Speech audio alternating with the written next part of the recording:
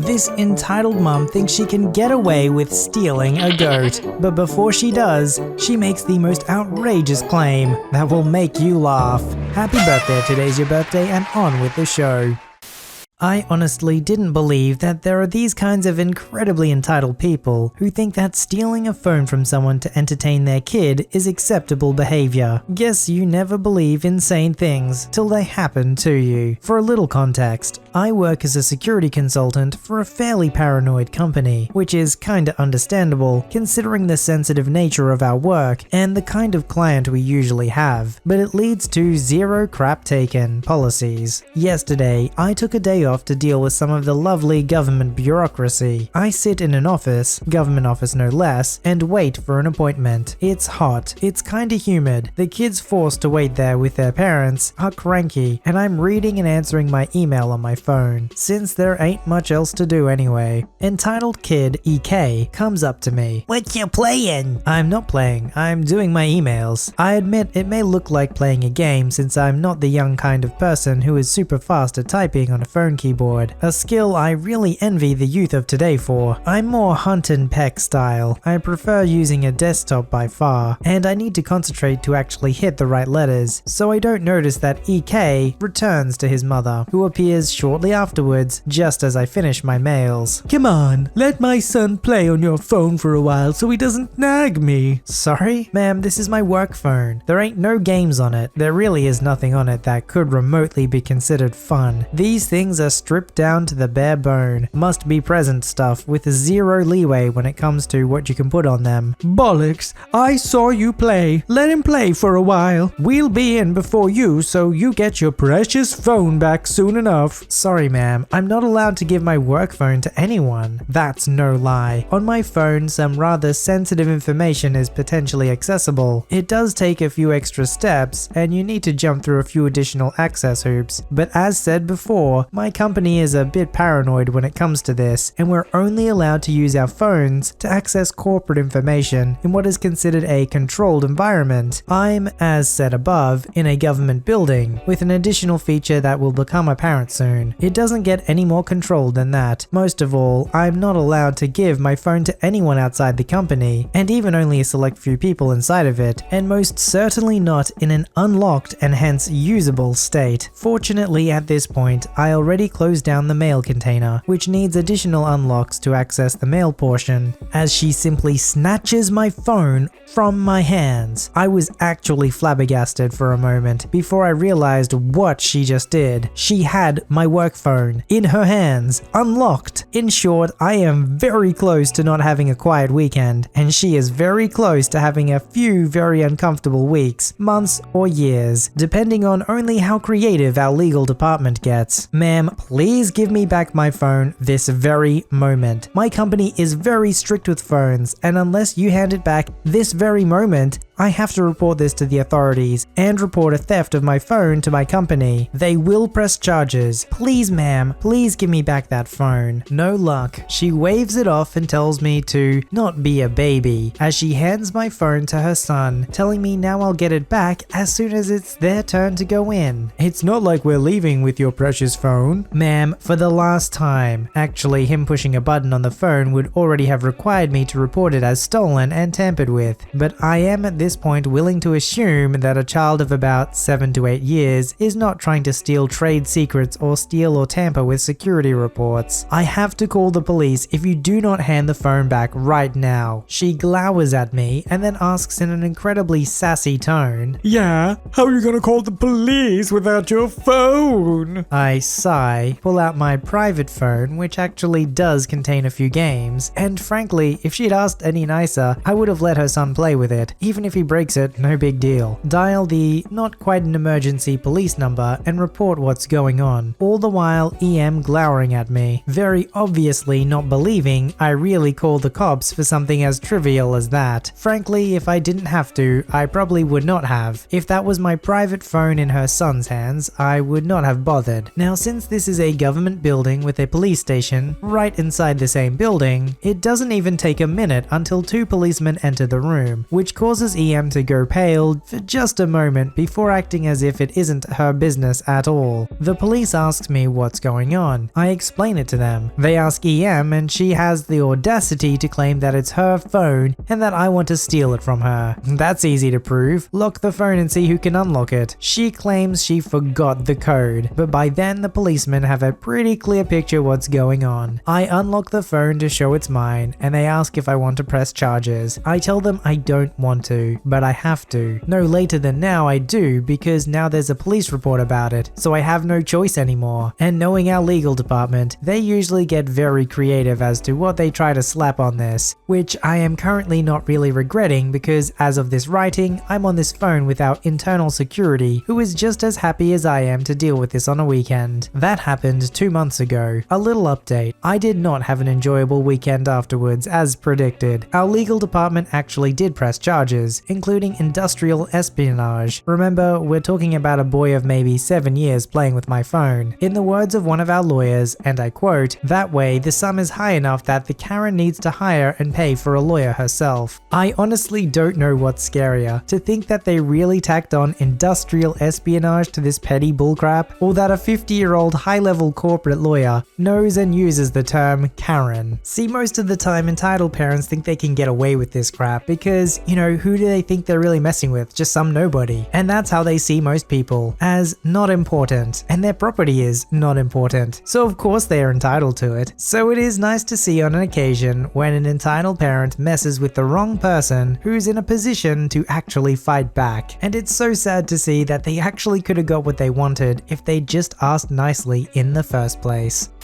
A lot of people in my family have been telling me to give away some of my stuff to my newborn cousins recently, and it sparked a memory in my head about an entitled parent I had the unfortunate circumstance of meeting a couple of years ago. Here's the setting of this story. I was a wee little 8-year-old who obsessed over stuff like stuffed animals, and especially Beanie Boos. Back then, I had a giant imagination and constantly played with these guys. They were my only forms of entertainment too, since our family didn't have a console back then. Even though it's normal for a child to love stuffed animals, I was so attached that every time I left home for school, I made sure to get them up and out of my bed and give them food. I was a kid. I thought they were alive. When my mum would do laundry on the weekends, I would ask my mum to give them a machine bath so that they could be cleaned. One day, my mum decided that we should all go to the library to get some books so we could read over the summer. I was ecstatic because the library was one of my favorite places in the world. I always felt like it was a magical wonderland of sorts because of all the toys and games they had laying around everywhere. This day, I was so hyped that I had gotten out one of my favorite stuffed animals and tucked him in my pocket to take with me. I was planning to play with him there, along with the other toys they had in stock. When we had finally arrived, I headed down with my mum to the children's section of the library. She started looking for books that me and my brother could read, while I headed over to the mountain of toys. My mum trusted me enough at that point, and she had left me alone to play. At the time, I hadn't cared, and was just enjoying myself. Apart from myself, there was only one other girl there, who looked slightly younger than me, and her mum reading a magazine, or a book, I don't remember, on a bench near us. When I took out the stuffed animal from my pocket, all of the commotion started. Nothing I'm typing is going to be a direct quote. This was so long ago, and there is no way I could have memorized what they said. So I pull out my stuffed dog. His name is Buster, just to clarify, and EK automatically spots him. She rushes over and snatches him out of my hands. I am shocked. "Hey, give that back. It's mine." "No, it's not. It's the library's," smirks at me. "What? No, Buster's mine. Give him back. I brought him from home." At this point, EM notices the argument, but she doesn't do anything about it. I am still fuming, and EK is refusing to give me the stuffed dog back. As an 8-year-old, I never wanted to use violence, as I was a pretty weak person, but I was so outraged. With all of my might, I tried to punch EK in the face. It missed, grabbed my stuffed dog, and ran off to find my mum. I hadn't even gotten rough with her. She had been the one who took Buster out of my hands and started the whole situation. After running for a bit, I found my mum and told her everything while halfway to tears. She was mad, but let it be and decided to head back home. But oh no, it wasn't going to end that easily. We were just about to leave when lo and behold, EM shows up. EM taps my mum's shoulder. Excuse me? How can I help you? Your son hit my daughter and stole her stuffed animal. What? Oh, you're the person my son told me about. Yes, now hand the dog over and apologize or I'll call the police. No, your daughter stole my son's stuffed animal and refused to give it back. If anyone should apologize, it should be your daughter. How dare you insult EK like that? Grabs my arm. Give the dog back right now, you stupid kid. I cannot handle this and break down. I am crying and holding on to my stuffed animal as tight as I can. My mum takes EM's hand off me very forcefully and clams me down. At this point, everyone has seen what is going on and all of them are telling EM to go away. My mum is fuming. I swear, if you ever lay a hand on OP ever again, you'll be down on the ground before you can think. EM is stunned and we walk away without another word. I'm always glad this story had the nice ending it did, but sometimes I wonder about what would have happened if I wasn't able to get my stuffed animal back from EK. The thought scares me though, and now that I'm older, I'll happily give some of my toys away to a child who does deserve it. It's funny the little things that mean so much to you when you're a kid. You might have gone to the shops with a favorite toy or hat and left it behind. It's strange how we can still remember some of those childhood moments when we've lost something to us, whereas we might have forgotten something we lost like a year ago. I wonder if it means so much more to you when you're a kid because you're so powerless in obtaining new property. You can't get a job, and if you're getting a gift, it's only on like a birthday or Christmas, and even then you don't necessarily get 100% say in what you get. Whereas when you're grown up, yeah, it sucks when you lose something, but you can usually replace it. So when you think about it, when an entitled parent tries to take the property of a kid, it's that much more worse than when they try to take the property of an adult.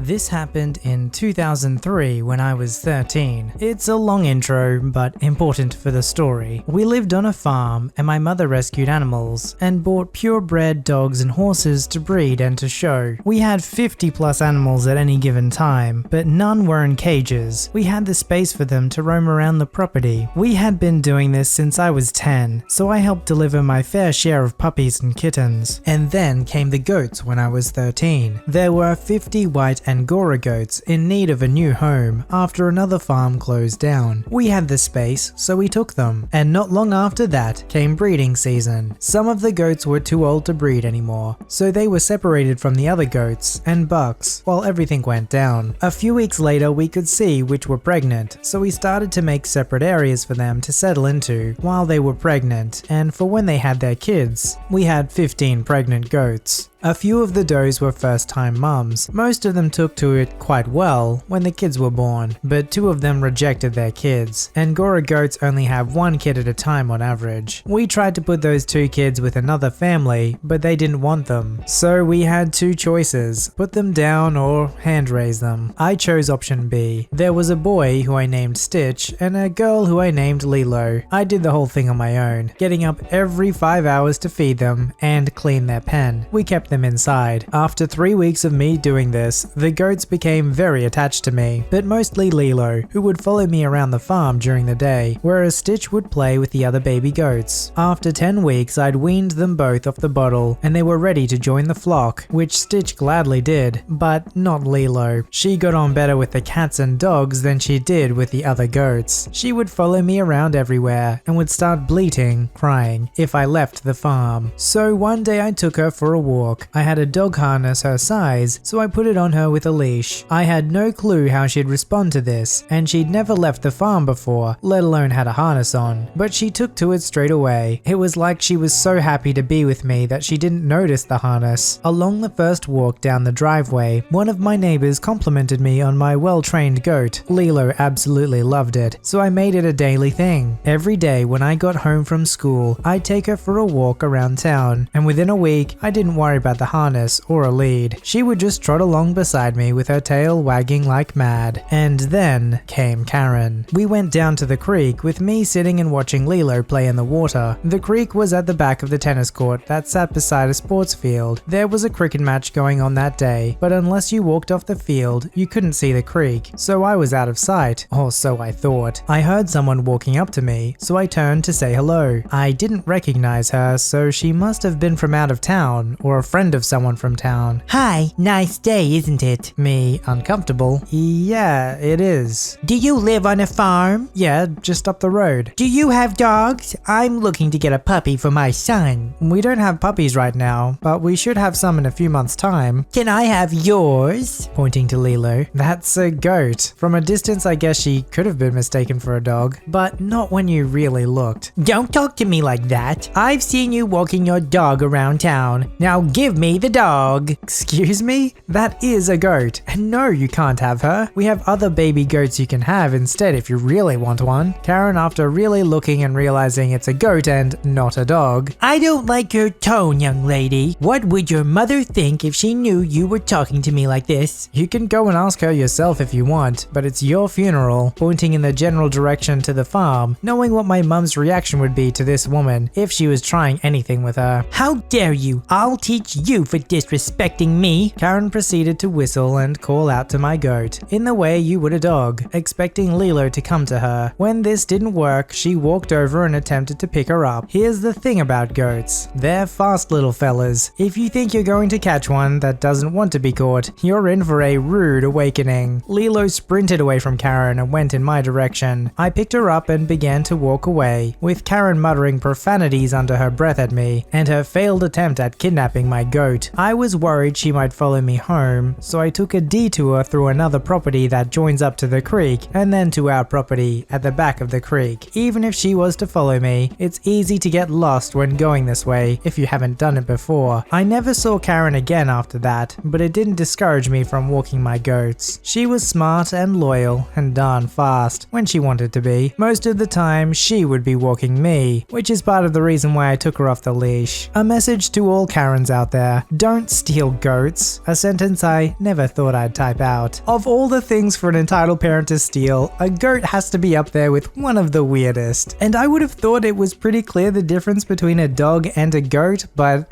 I don't know. Maybe you can make that mistake if you're not assuming there's going to be a goat there. I guess they both have 4 legs and a head? Submit your story to be read on the channel at VoiceyHereStories@gmail.com and join our Voicey veteran community at r/VoiceyHere. Don't forget to like, subscribe, and hit that bell to never miss an episode. Alright, Voicey veterans, I'll see you in the next one.